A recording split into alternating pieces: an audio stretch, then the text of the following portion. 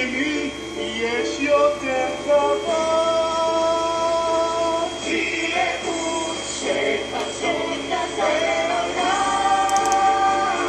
לא תיתן את ליבנו, אני הולך.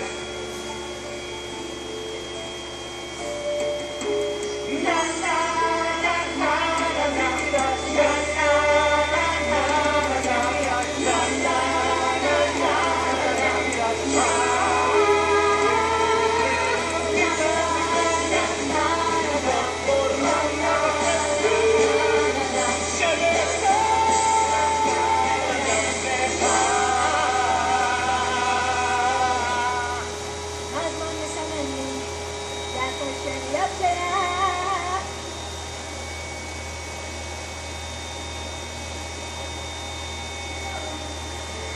סולו אותה המדינה,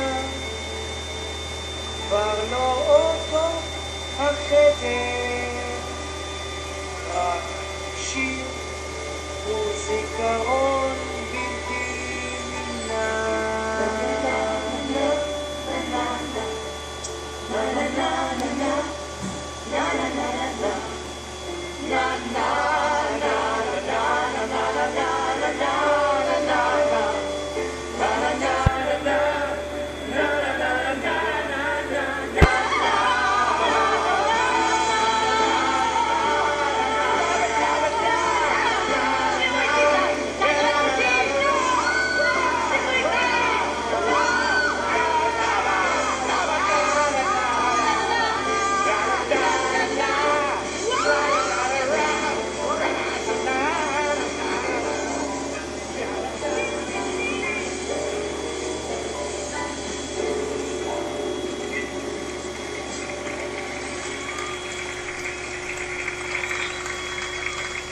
על הכיפק, אתה יכול...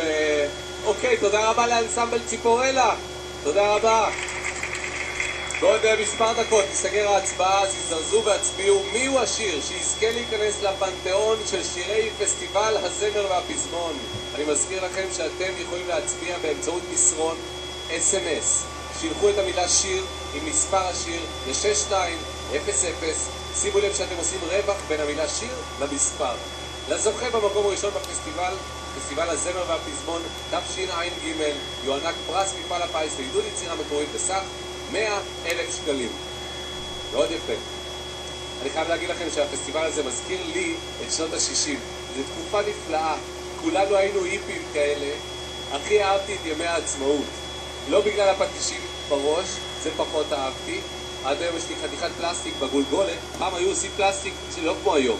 אני אהבתי את ימי העצמאות בגלל פסטיבל הזמר. אני עבדתי שם בתור יועץ אומנים בכיר. היו לי שם סיפורים שאתם לא מאמינים.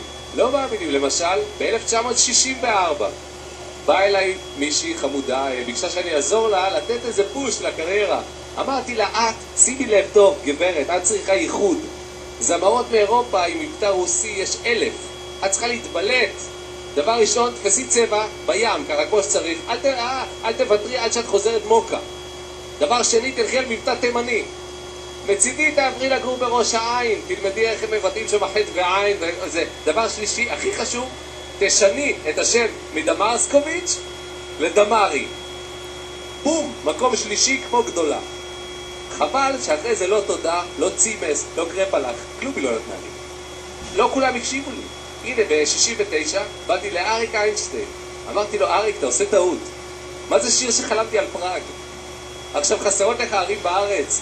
תחלום שיר שחלמתי על ירושלים, על נתניה. יותר טוב תחלום שיר על הפריפריה.